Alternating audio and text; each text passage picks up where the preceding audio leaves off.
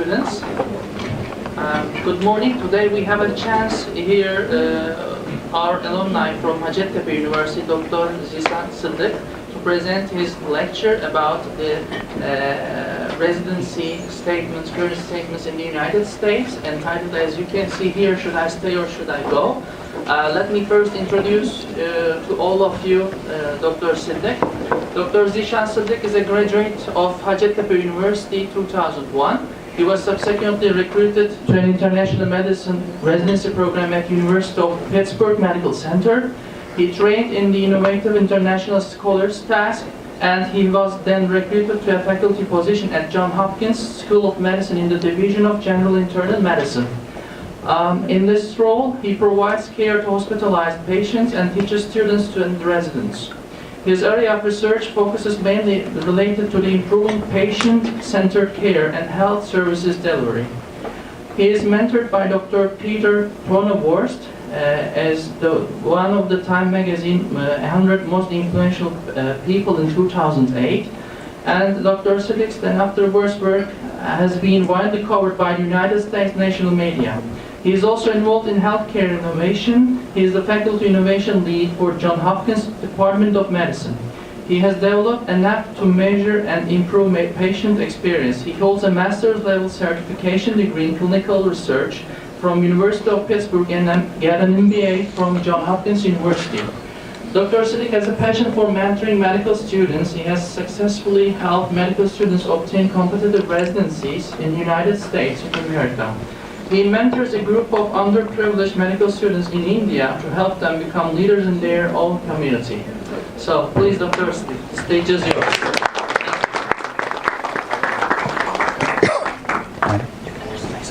It's working. You know what? Here it is. Oh, right. Perfect. Thank you.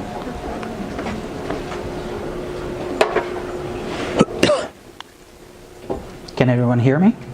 I'm usually not a very loud speaker, so if you can't hear me in the back, raise your hand and I'll start speaking up again or get closer to the microphone.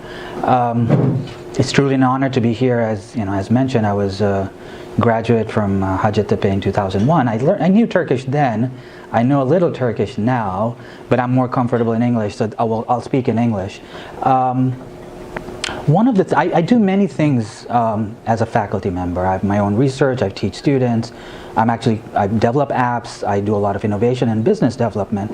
And on my own time, one thing that I enjoy really doing a lot is working with early career medical students and helping them find a path of success. So there are medical students in Johns Hopkins, but I gravitate towards medical students that are international because that's my background. I was always an international student. Here I was an international student. When I was doing a residency, I was an international student. When I was in India, during my high school, I was still an international student because I grew up in Saudi Arabia and I learned a new system in India and people were showing me how things are done in India. So I've always, in Saudi Arabia, of course, I was an international student. So I've always been an international student, and so it's my passion and a great joy when I work with somebody and they're successful in finding the path. And residency is one of the paths. It is not the only path. It is something that is desirable, and so that is why I'm talking about this. I will be talking about 10, 20 different paths. There are other things that are easier or desirable from that perspective. And there's a reason why I named the talk, Should I Stay or Should I Go? Because residency in the US, the first decision that you have to make is it worth going there for you, right? Or should you stay in Turkey? And there are a few slides I'll go over some of the reasons how you decide. It is a decision that is not something you make at the moment. You don't make it right now. It's continuous over process. You learn new things about yourself. You learn new things about how medical education is, and you update that decision. You may start by saying, I absolutely need to go. You may do an overseas rotation and be extremely homesick, feel like you can't live outside your country, and then you update that decision. So let me start off by talking about the goals. So I will change this around a little bit. As I was talking to your dean, it looks like you guys are fairly sophisticated in understanding what the residency in the U.S. is to some extent. You know USMLEs, some of you are preparing for it, so I'll not do, the early version of the talk was fairly basic. I'll skip forward. Steps for applying for the residency program, I'll go over very quickly. The pearls regarding various steps, I'll talk about that a little bit, and then I'll talk about the second bullet point here. Should you stay or should you go? So quickly, what's a residency? You guys probably know what it is. It's called assistant le care, residency in the U.S. In its current form. Johns Hopkins, where I work, actually started it 125 years ago. The idea of the residency was you stay in the hospital. From the time the patient comes to the time the patient leaves, you're there, you've seen everything, and so you learn everything about it. That version has changed. Now we allow people to go home and sleep and come back. Actually at Hopkins there was a wing, that's where the residents live. Now it's administrative offices. And the number of years of residency also changed. Earlier it was endless. So that's where the idea comes that it is intense immersion training that in medical school you don't get. It has to be more advanced. The other thing about residency in the U.S., as with residency elsewhere possibly, is hospital-based. Even though many people practice in the outpatient setting most of the time, right? You have most physicians will work in clinics 90% of the time, but residency training is mostly in a hospital. They're university hospitals. They're generally considered more prestigious. They're community hospitals, and they're actually fantastic choices for some people because you work really close to the community, you get to know them, and as you go through the process of figuring out what you like, one or the other could be an excellent match. University is considered very prestigious, but doesn't mean that it works for you. I trained in a university program. We also had a community program, and I met a lot of residents. They were happier. They were just more connected. We were more stressed. We were always trying to learn something different, being measured, and they were great doctors at the end of the day. So those are some of the things that you need to know about the residency program in the U.S. Obviously there are multiple specialties. The other thing is the length of residency in the U.S. may be very different than here. So when I last spoke to one of my friends here, Dahlia was 5 years. Is it still 5 years? Right. So internal medicine, Dahlia in the U.S. is 3 years. It's very short. It's very intense. After that, you're on your own. You have to take care of patients. So the length of the residency is different. Something, again, you need to know in advance of what you're applying for. It can be longer. It can be shorter than what you do here. Here's some things related to my experience. And this may have changed because it was 20 years ago. During medical school, a lot of the learning was related to what you learned from the book and how you answer tests. And the first day of residency, the medical students in the U.S. were trained differently. They were trained to assess what's wrong with the patient. They were trained to come up with a diagnosis. Even if it's not for the most complex things, you're not diagnosing some complex hemochromatosis or diseases, but is it pneumonia? Is it heart attack? And they needed to autonomously, there's no senior resident or an attending over them, make decisions and put the orders in, which orders are instructions to nurses to do the next thing. There's just no barrier to that. So the expectation on the first day is really high that you will land there and you will just do those things. And you'll have a lot of patients. You'll have 8 patients, 10 patients. It's a lot. Especially, I'm looking from internal medicine perspective. There are other specialties that are a little different. Ophthalmology may be a little different. Surgery is just pretty complex. But the point that I'm trying to make is you have to be clinically strong. If you've taken the test and you've done well, you still have not learned problem-solving skills the way it is needed to survive the first day. And the ways to do it when you're here in clinical, just don't focus on passing the test, learn at the bedside, find time. And the second is go abroad for observership and see what the standards they're setting from their students and try and match that. So those are some of the ways. I was top 4 in my medical school class. I had one of the highest USMLE scores I've seen yet, even for Hopkins students. I struggled on day one. So I don't want you all to do that. The other part of learning in US residency program, even medical education, is you learn on the fly. You're walking, talking, your faculty is teaching you something. That knowledge needs to be captured and stored away. That is not how learning is done in a lot of places. You read book, you sit down, you understand, you read it again. But there, what you learn on the fly is actually a lot of things that are going to be valuable. So that is another aspect of learning that is very unique from the Eastern system here in Turkey, India. I know we're getting a lot more advanced here, but still, I actually don't know how it is right now. But compared to my times, it was still, you sat and learned. You didn't learn on the fly. So you go and you read something on a topic from a literature, from some online resource that is up to date and current, and you learn from it as opposed to textbook. So those are some of the differences that is there. There's a lot of communication as well as part of being a physician. So talking with your colleagues about a case, explaining what happened, explaining what you want them to do, asking them what they think you should do, talking to specialists, talking to nurses. This is extraordinarily emphasized there. And I felt as a medical student I was very protected from these conversations. And as a result, these conversations can be challenging. You talk to a consultant, you're asking for help, you don't ask the right way, they may feel like you don't know what you're doing, or you may feel like they're questioning your knowledge. And none of those are goals of those discussions. Those discussions, the goals are just to communicate information and have them help you out with the case. So your first, second, third year students, this may not seem as real to you now as it would seem later, but I want you to store it somewhere in your head.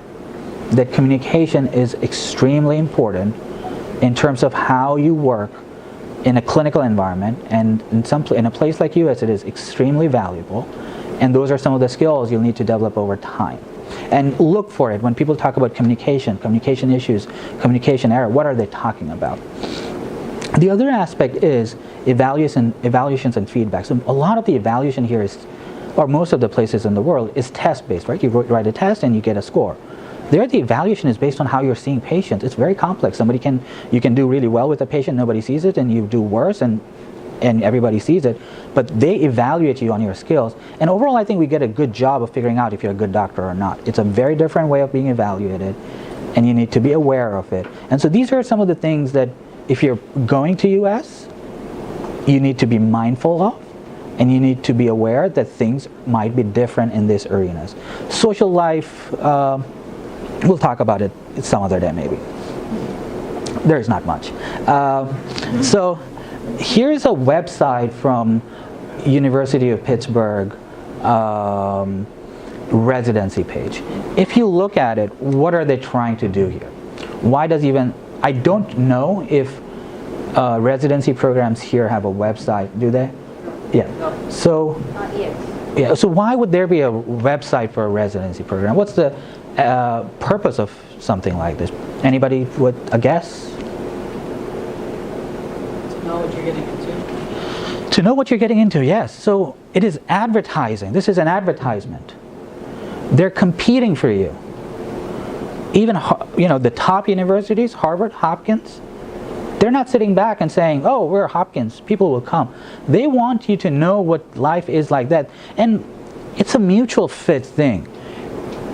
If you feel that that's not a good place for you and you got in, then you're not going to be good for them too.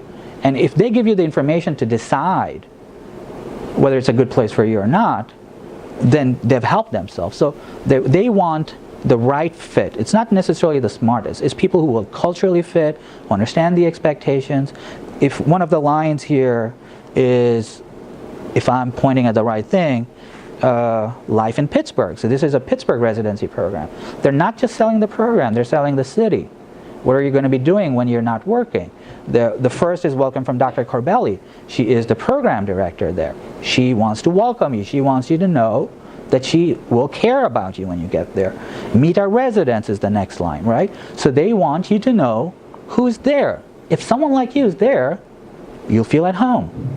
If someone with your interest is there, you know that you can get things to the things that you want to get to. So look at the websites.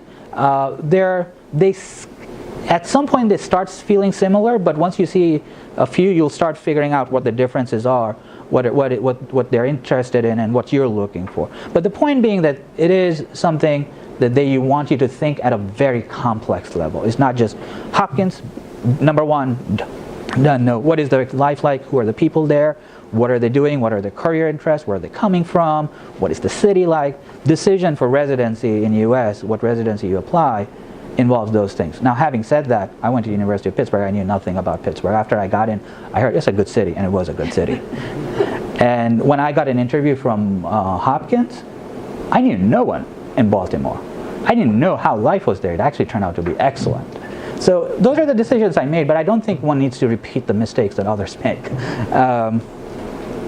Here's another picture of our residency program. Again, they're advertising themselves. They're saying we're the #1 in the U.S., but what you see is a female central figure. They're showing that female is in a leadership role, and which is powerful. So they're showing people of different color, different ethnic backgrounds, multicultural. So there's, even in these, there's hidden messages to applicants. If you see all white male, there is a problem there. So those are the kind of messages that they're trying to send to their applicants. I talked about learning on the fly, and these are just some of the images from various residency programs. People are standing, knowledge is being exchanged, maybe commentary on other things are being done, cases are being discussed. Those are things that happen every hour, every minute, and those are how you connect with people, those are how you learn, and those are how you manage patients. And that's one of the reality of life there. It was different than what I had experienced at Hacettepe. Things, again, it was 20 years ago. Things may have changed. And I found that this image sort of captures some of the experience that we had. There is some social life. They try and get the residents out and about, and some are adventurous enough, and if they're close enough, they go to the beach. The other one here, sorry, looks like it's somebody's roof. And I wouldn't go to this. I can't dress up for that. But it looks fun. Why are they looking for international students to come to US? So traditionally, to be able to take care of a patient in a country, you get the best training in that country.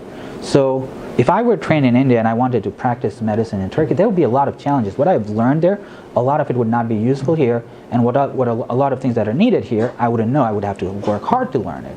So why are they hiring people from outside? And the first line covers it all. The number of physicians they need in the US coming through the medical schools is not enough to fill all the needs that they have, and so they need people from outside, which is great for us, I think. For people who want to get great training, want to come back home, or want to stay there, but that is the main reason. The diversity and exchange programs are really minority of the reason. So here's the important question that you all need to ask before you decide on this, and keep on asking, that do you have a good reason to go? Or do you have a stronger reason to stay? And staying means a few different things. Staying means doing residency and coming back too. I have loved the idea of learning and gaining skills from outside of the country, but I feel a sort of duty to contribute back to your home country in some ways. I do that in India. I'm hoping to do a little bit here in Turkey. So whatever you decide to do, I think you should have your home nation in your heart, and work towards its advancement, even if you stay abroad. And it's possible. You can be a faculty there, and you can still work on advancement. So what are the reasons that you would want to go to US? The clinical training is just excellent. It is cutting edge. It is multicultural. It accepts people of different cultural background. People understand that if you go there, your English may not be perfect, and they'll work with it. They understand that you come from a different culture, and they're used to people from different culture, and they'll work with it. It's not perfect, but they work with it, and with some effort, you're able to do it. Another good reason to go to US is to develop a research career. Now, I would caution you, it is very hard to develop a research career. Just because you're interested, and just because you're in the US, doesn't mean you'll have a research career. Researchers are paid less, they often work more, and they have to fight for funding. And for those that are interested, and I may have an email at the end, or I'll leave my email with the people here, with your faculty members here, I can connect and discuss what research means and what are the challenges related to it. But it's nevertheless, if research is your passion, and you need to figure out in medical school if it's your passion or not by doing some projects, that's a great place to be. Following a non-traditional path. So I know somebody who was the Surgeon General for US. He completely took on a different path. He was into policy, but policy at a government level and at a global level. World Health Organization, people who go there. There are residency programs in the US that have relationship with organizations that help you with that. Like Hopkins has a School of International Studies in Washington, D.C. It's just perfect match for people who want to go into those things. Innovation, technology, leadership, those are again important reasons to go. Reasons to stay.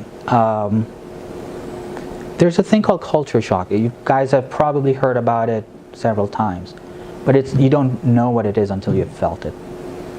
When you go for a vacation to a new country, it's an adventure. You go, you enjoy, you come back. It's not the same as living there. When you're living there, at some point, everything just feels upside down. It's harder, like, so I'll give you my story. I was learning Turkish. I went to the cafeteria. I don't remember which one it is. I asked for patates, but I knew the word in Arabic where they say batatas, and the emphasis was a little different. I got a Coke. And I didn't know enough to say, no, I don't need a Coke. I need potatoes. I paid for the Coke and I drank Coke. And this is a common occurrence. This is a common occurrence and this is part of culture shock. In my home country, I'm not going to have any trouble ordering potatoes, right? So those are things that you learn you're vulnerable at when you had no idea, and it happens over and over again. So that's the first thing, that you sort of go in there, you have energy, like the first few things you just fight on, and then things feel upside down, and then how you manage it at that point means how you will enjoy the experience moving forward. I love Turkey, despite getting Coke instead of fries. And many other things, like in the library and other places. So you have to know how you deal with how big a deal this is for you, and you can only know it if you experience it in some ways. For those of you who have an opportunity to go for an exchange program, because you still know where's the end date, and so you feel like, okay, I'll escape then. But it is something that you need to know. And honestly, one of my very close friends from Hacettepe was my senior, a superstar student, much smarter than me. I'm trying to see how much I say to not reveal his identity. Finished medicine residency program, wanted to be a cardiologist in US. Came in, became, from being one year my senior, became 2 years my junior. He still knew a lot more than me. Struggled, and it was all cultural, nothing related to knowledge. People surprisingly thought he was not that smart. He was actually very smart. And he left after 3 years. It was all a cultural struggle. He is an uncommon example, but people like that exist. So just be careful. Think about it hard. Most data says that people who experience culture shock, they understand they become more mature because of it. 90%, these are numbers I don't know how the hard data for it, but I trust this number. 97% think that they're more mature, 90-some% think they understand their culture a lot better, a lot of people feel they're confident. So in the end, as the saying goes, what doesn't kill you makes you stronger. So people actually get better with this. So it's hard, but people get better with it. So the reasons for going, we went over. This is sort of some ways of going over the reasons for staying. So culture shock and adapting to a new country is good. Then even if you're good at adapting to a new country, how close are you to your family? How often can you go without seeing your mother, your sister, your friend, your brother, your other folks? Can it be a year? Can it be a few weeks? Those are things that, again, you have to start thinking about. Then there's a Turkish lifestyle. It's just amazing. A Mediterranean lifestyle, very sort of mix of, not mix, but origin of so many other cultures. One of my experiences was when I was a student here, my friends would fight over where I would go for Bayram, right? Mm-hmm. So I had to stop by 2 or 3 days. Thanksgiving in the US is one of their sort of holidays for families. And my uncle said, when I was in my residency, asked me, oh, what are you doing? Why don't you come over? I said, no, my friends are here, they'll invite. The holiday came and went, nobody invited. And so there are experiences like that they're friendly people, but the sense of community is different there. And so if you enjoy this lifestyle, you have to think about whether you just want to do 3 years of training and come back, or you want to live there, or if you want to even go. And the more you think about it and the more you talk with each other, you, I think, get better answers. Work-life balance. So each country pushes you to different extent to do work. If you're in Korea, so there's outright data there, you're going to work 80 hours a week. Employers are pushing people to take leave, to go. That's the culture there. So if you're working 80 hours, you're not giving time to your kids, you're not giving time to your family. So the work-life balance between US and Turkey, average Turkish people, is just that the expectation of what you'll give up there is different than what you'll give up here. I have a lot of meetings on weekends. It is often it's not because my work has forced me to, but if it's important for me, I do it, and everybody else is doing it. So if everybody else is doing it, it should be okay. One of my memories from medical school is lunch hour, 1 hour, you're out. And Hacettepe has a beautiful outdoor campus. We would sit near the statue and sort of chat, and the sun it's just one of my lasting memories. That's not the culture. I've never taken an hour off for lunch as a physician, as a resident. You just work and eat. I went to Ecuador to help them with a project. I was leading it. And then there was something going on, and we were going slower, and then suddenly everybody disappeared. And I was still working, and I said, what happened? People said they're gone for lunch. And I was the most senior person. I was frustrated. If I'm here, they should be here. That's American culture. That's not Ecuadorian culture. So you have to think about work-life balance from those perspectives. So should I go, should I stay? That's your decision to make. It's not easy. I'll go through this very quickly because I think you guys know this. I'll go to the pearls sooner or later than that. So applying, there's an ECFMD certification, you take your USMLEs, and after taking your USMLE exams, essentially what you're saying is your training is similar to that of American training, and so you're ECFMD certified. That's one part of applying for residency. Then you apply, you get interviews, and then you match, right? So it's quickly about the ECFMD certification and USMLEs. They're expensive, they're computer-based, $600 for each. One of them you have to go to the US, only $1,200 just for the test. It'll probably be another $1,500 for going there. So, for people who are really smart but can't afford it, it already filters you out. You have to unfortunately, you have to think of these things. I actually have some students that I mentor that I pay for those tests and out of pocket, and because they're great students and I suspect they would do well and they're matched, but those kind of programs are really not there. I do wish that there are some organizations that would help students for those things who need and who cannot afford, because there are smart people like my classmates, some of them just couldn't afford, and I know they would have just killed it, done really well there. The residency application, your scores are just one small piece of it. The highest scores will not get you in, a low score will close the door, but that's all there is with the scores. Letters of recommendation are important. Your medical school's transcript is important. My dahiliye, my internal medicine exam, was an oral exam, and there were 3 people, and they get to choose what they ask, and they covered material that was not the core curriculum. I got a B, and there, when I would apply, they'd say something wrong with him. He doesn't know internal medicine. I wasn't bad at it. And so I think this is a conversation between faculty and students and everybody to realize that this can have heavy impact. This is not just your GPA that has because you're going to take those and you're going to find.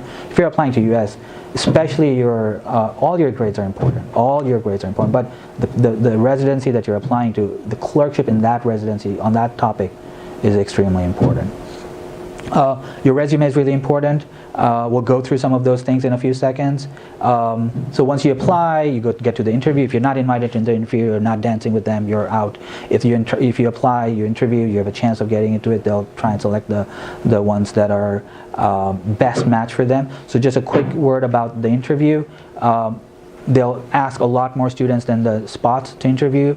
The interview days, there are certain days for interviews, usually internal medicine. 2 days a week for 2 months. About 20-30 people will come. They'll meet individually with different faculty members. There'll be group sessions. You have to wear a business suit, somewhat like this. Women have to dress formally. It's a very, very formal affair, usually from November to January, and we'll go over the timeline in a second.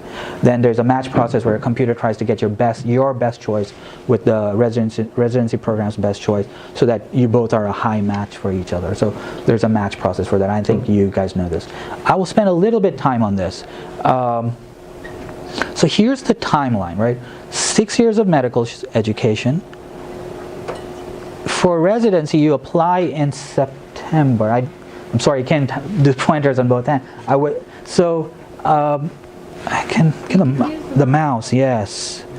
Yes. So 6 years of medical education, right? And then the residency application starts in September. So, and then you start your residency in July. So this is a long process. If you finished medical school here, June, and you're ready with everything, which is really hard, and you apply in September, you've not done anything for 1 year other than just fill applications and go.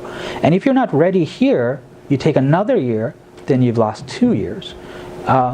If the system can work for you, this September can be the September of your 6th year, right? You start your 6th year in June, but you've had to have done a lot by then. So you have to have passed the USMLE Step 1, taken the USMLE Step 1 around then, even if the results are not there. You need your research experience. You would need your US clinical experience by then. And then in September of your 6th year you apply. Then you would need permission in November and January to go to US to interview. And then you're ready for your match. As soon as you finish, you start in the US. Taking 1 year off is probably okay. It gets very intense, but 1 year is valuable time for very talented students. If anything can be done to even eliminate that 1 year, that would be amazing. So that is the timeline that exists, and that is something to think about. When is the September that you're going to apply, and by then can you finish something? The other word about clinical experience, I might talk about it later. It's much easier to get it while you're a student than when you're done with being a student. Hopkins accepts observers while you're a student. We actually, under very rare circumstances, accept people to externship, which is you're actually doing the same work as a Johns Hopkins student. There's a cost to it, about $10,000. Some universities do it, but once you're done with medical school, all of those doors are closed. So let's look at some of the numbers.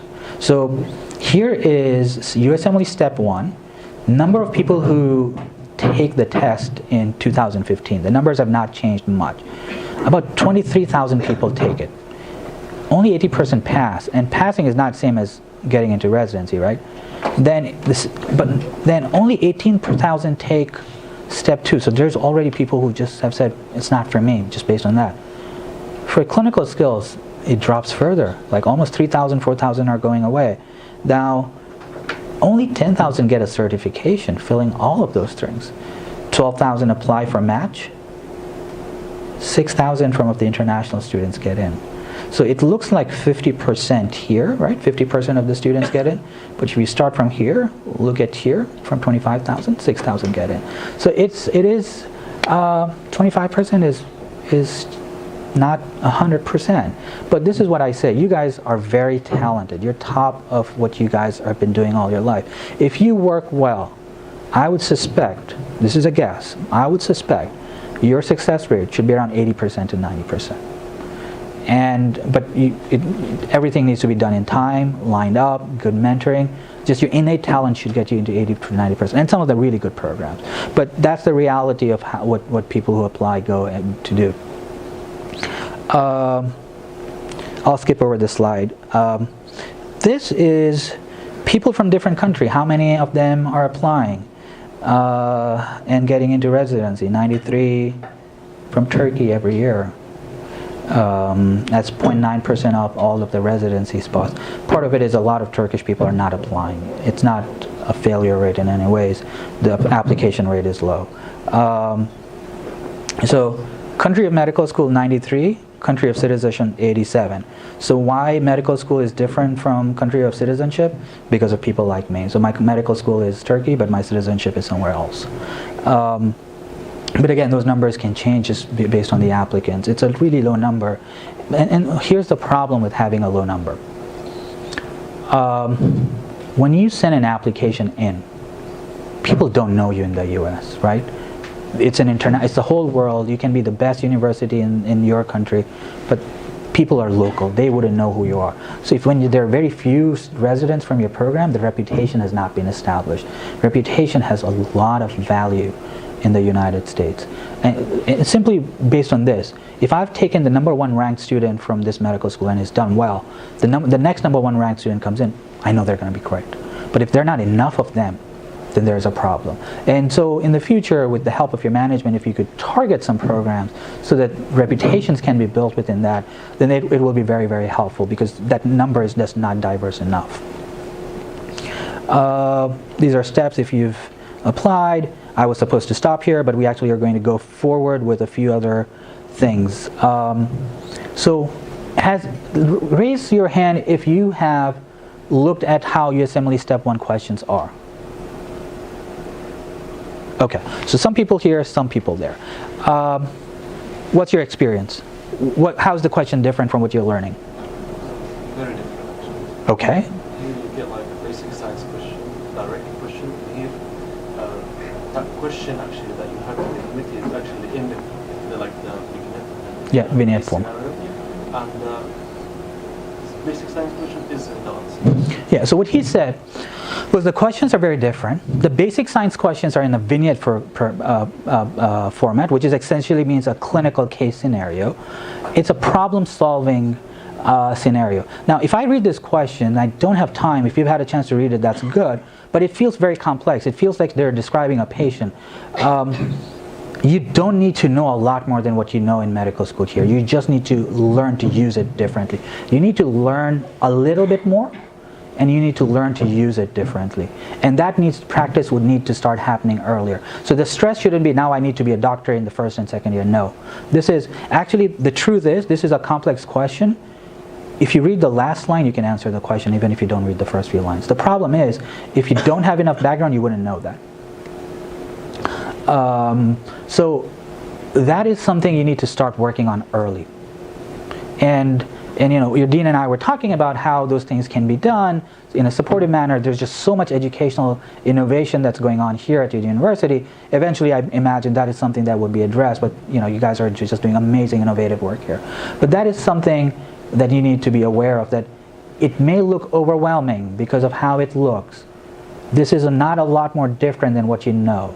It is just a different way of thinking of the problem and solving the problem. You will need a little bit more knowledge. You don't need to know small cell carcinoma of lung, what it does. You need to know 38 Celsius is fever. That's all that's important here. Physical exam, you really don't need to know much about the whole physical exam, but you need to know 1 or 2 findings and what are the key aspects of it. Labs, you just need to know it's abnormal or normal, and they're very basic labs.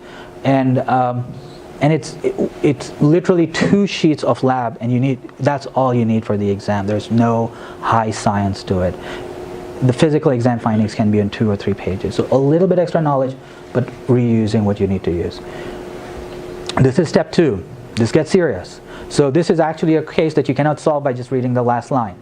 You can solve it by maybe understanding what that image is. I, in medical school, wouldn't, with the education that I received, without adding my own work to it, I may not have answered this question easily, because it's not asking me to figure out what it is. It's asking me to do what's the next step. So here's a case, right? They describe the case. The X-ray actually makes it much easier to understand. It doesn't make it more complicated. But it's asking what is the most appropriate initial step in management. All of those 5 things, 3 of them are actually pretty decent for doing for somebody like this. One of them is the first thing you do. The others are not the first things you do. And actually, even reading it, to me, it looks like 2 things are first things you do. I'm not a surgeon, I don't know. I would do both. And actually, I wouldn't be wrong. But in this exam, only one thing is the answer. And there's a very good logic for it. So you cannot do this if you're studying to answer questions the way they are in terms of what is acute abdomen. Pick 5 topics. You have to think about it clinically. You have to actually experience. The people who are most successful in these exams, when they see a question, they say, I saw a patient like that, or something similar. Or something similar, and their knowledge of what they've read helps them. I was like, one of my 5th year rotation was urology. And we had clinic hours for 3 hours. And I was the only one who went there. Everybody was just studying. And because there was no attendance, the assistants were nice. If you want to study for TUS, go ahead, study for TUS. I learned urology. And so there's a lot of pressure of doing a lot of things. I don't think people were just goofing away. They were working. But it is what you work for, how you work for it. So medical school should be hard. I mean, you should be working all the time. You should be working all the time. The general perception when I was in medical school was first 3 years are really hard because there's so much to study. The next 3 years, because it's clinical, you can just study before the exam, show up, you lose. You can't do that. You have to study hard. There are some good books. People should know about this book. Buy this book. We'll give you a slide deck. Both of these books are good guidance. I'm not going to stop over this for much. I talked about this. How many minutes more do I have? Almost done. Okay. Can I go 10 minutes? Okay. So if you get a super high score in your USMLE, does that guarantee you a residency, right? And the idea comes from. And actually, this was my conversation with a lot of my friends. They would say, I got such high score in USMLE, I still am not guaranteed. I still have to go to all the interviews and everything. High score does not guarantee you. It maybe it opens up the doors, but it does not guarantee you. And actually, I've seen people who have high scores and they have not done well as residents. So actually, I have a little less respect for high score. And personally, because of me, I had pretty high scores and I struggled. I didn't think it showed my clinical skills the way it should have. Eventually I caught up. It shows my maybe intellectual skills. It matched well with my research skills, but not with my clinical skills. And even though this is all very clinically oriented, you have to figure out when you take it. I would say your step 1 should be done while you're still in medical school. If you can get your step 2 done while you're still in medical school, that would be great. You're really well set. So by your 3rd year, you're done with your basic sciences, right? If you've spent enough time solving the right kind of questions and feel confident, and there are some tests like NBME does and other people do, if you're scoring well in that, take it. But here's the problem. You take it once, you score bad, but you pass, you can't take it again. You fail, you do well next time, but your failure is still on your transcript. So that's the balance. You can't take it without being fully ready. And again, support around it. NBME tests are actually exactly the same test, and those things can really help you know where you stand in terms of getting the test. You cannot take it again. Letters of recommendation. This is really important. So I was talking to your dean and going over a story about one of my students. So this year I had a student who wanted to do research with me so that I could write letter of recommendation. I didn't have time to do research with him. My research projects were filled. I'm working in India in almost like a darsani you have, like before university, where you prepare for the exam. Is it, I forget what it's called. Darsani is the word. Yeah, darsani is the word, perfect. So I work, this is for poor students who otherwise wouldn't afford it, and I want to get them into medical school. And I've created a curriculum that goes away from memorization to using critical thinking, but still be successful in the exam. So I was developing a curriculum for that. And I told him, look, I don't think anybody would be interested that you help me with that if you're applying for residency, but that's what I have. I would love for somebody like you to work. He thought about it and said, sure. And he worked really hard, 3 months. And then I looked at his resume and I now got interested in him more. He had 1 or 2 things that was missing. I said, why don't you come over to Hopkins? He was already in the US. Why don't you come over to Hopkins? Your clinical skills exam, you failed once, but if I see you, observe you doing the same things, I can write a strong letter saying, forget that score. I saw him do that. He's great. And so he did great work. And I wrote him a letter of recommendation. I wrote it from my heart. I said, hey, look, he applied for research because he wanted to do a residency. Instead, I gave him something else, and he did it really well. And I expected, he seems mission-oriented to me. He wants to improve medical education. He seems to me, he wants to help other people. He got 50 interviews. There are 20 interviews he couldn't go to because he didn't have time. I didn't expect that. He didn't expect that. But the key lesson here for letter of recommendation is honest hard work, developing a relationship with who you're working for. People come to me to ask for a letter of recommendation just before the application. I don't know them. I haven't worked with them. And so the key to developing that relationship is as early as you can. Be as honest as you can in terms of putting effort. Don't just think of a line in your resume. Think about what you're doing. Be passionate about what you're doing. And you'll You may or may not get somebody who writes you a heartfelt letter, but you increase your chance. So letter of recommendation is complex, is important. Your faculty letters of recommendation here, who say the same thing that I said, would still hold value, I think. Your U.S. letters of recommendation hold value because it's coming from the same system, so people understand that, okay, if the person from our system is saying this, then it makes sense. But letters of recommendation, when written well, are extremely useful. And it should be more than generic. I see letters say, he was punctual. I don't know what to make of that. Everybody should be punctual. Thank you.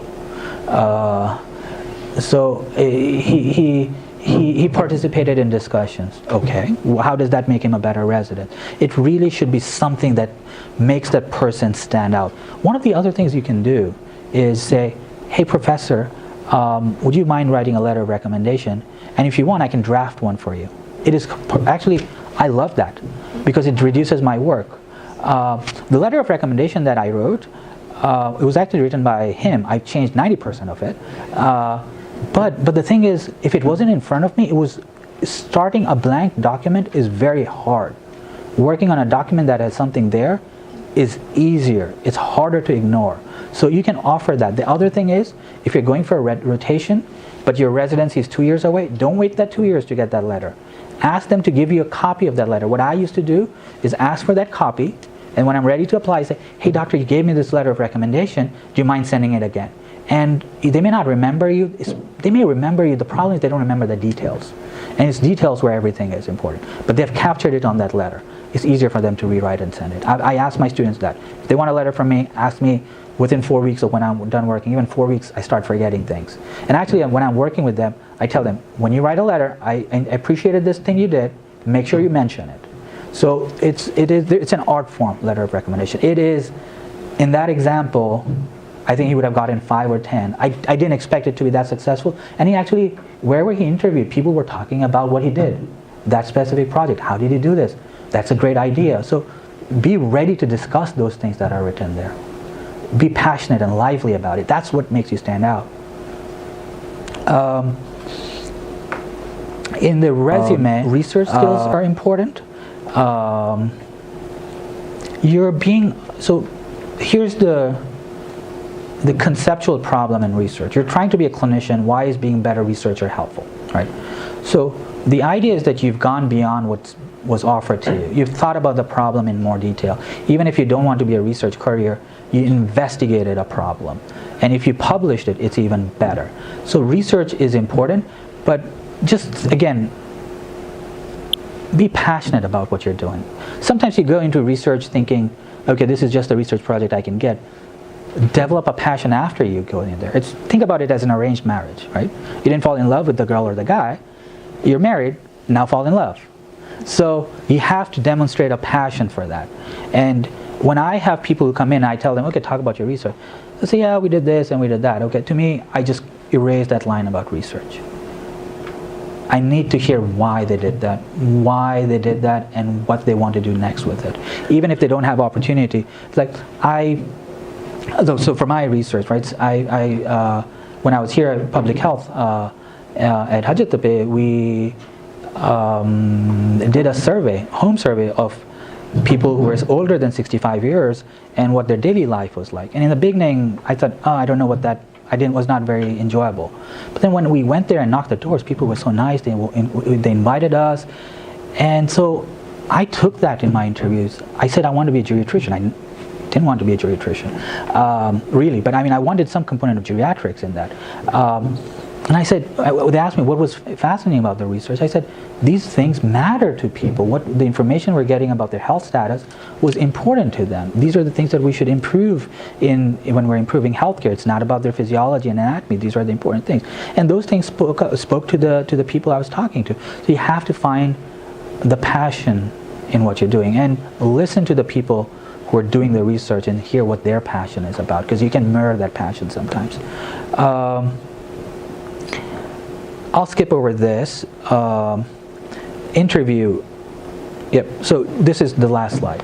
So some tips on the interview itself. It is more than an answer, question and answer sessions.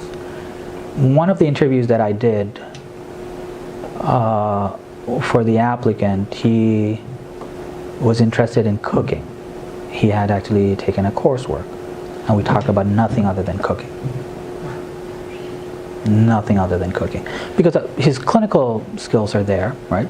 I'm hoping somebody else would ask him about the research he's interviewing for faculty. I just wanted to see what his passion is, how he thinks about things. And I love cooking. So we talked about regional cooking. That's not the common interview. And some crazy professor can do that to you. But it's about bringing something about yourself into that interview. Typically, again, be ready to talk about why you want to apply to that residency program, why you're coming from Turkey. It should be a little different than, oh, this is the greatest training, or America is great. It should be a little bit more specific than that. Ready to talk about your research. Again, we talked about needing for a passion, the purpose behind the project, the purpose, the next steps that you think you can do, what you have learned, and how you would apply in the future. Those are good things. And practice these interviews. Practice with your friends. Trust me, practicing, just thinking of the words and saying it are two different things. Practice those interviews. And then the last thing is, if there is something in your application that isn't that great, you failed a clinical skills exam, be ready to have a good answer for it. Like this student, we practiced his answers. He failed the clinical skills exams once, and I had him interview with me, mock interview with them, and we practiced the answer. And it has to come out sharply, but not rehearsed, and it needs to come out confident without being overconfident. So those are in mock sessions for interviews, if can be arranged, or even I'd be happy if you have some bright students to do that. Those are some things, it doesn't take a lot of time. 15 minutes, and by then you're sweating and you'll know that you have to try again. So I can do that. So those are the key things. I hope best of luck for everybody who's applying. As you go, the life path becomes clearer, and at some point, instead of living in the future, you start living in the present, and that's not very far from where you are right now. I think when you're in residency, even in medical education, you can live in the present, but more and more so in residency, and a lot more so. But that's a switch that you have to think about too. And it's a stressful process, but it's a fun process if you do it well. Like when I studied for USMLE, I loved it. I was just reorganizing everything I'd learned in my head, and I just enjoyed that I could use it in a different way. I absolutely loved studying for it. There was stress around it. The good thing about was that there were people who were a year ahead of me, and I knew what their grades were, and they got good USMLE scores, and I was studying the same way they were. So there's a path already created. I know who they are. I am similar. I know what they're doing. I am doing what they're doing, so I should have similar results. And if you have, your seniors have done that, that's your path too. And that takes away a lot of stress. When you're the first person doing it, my God, it's hard.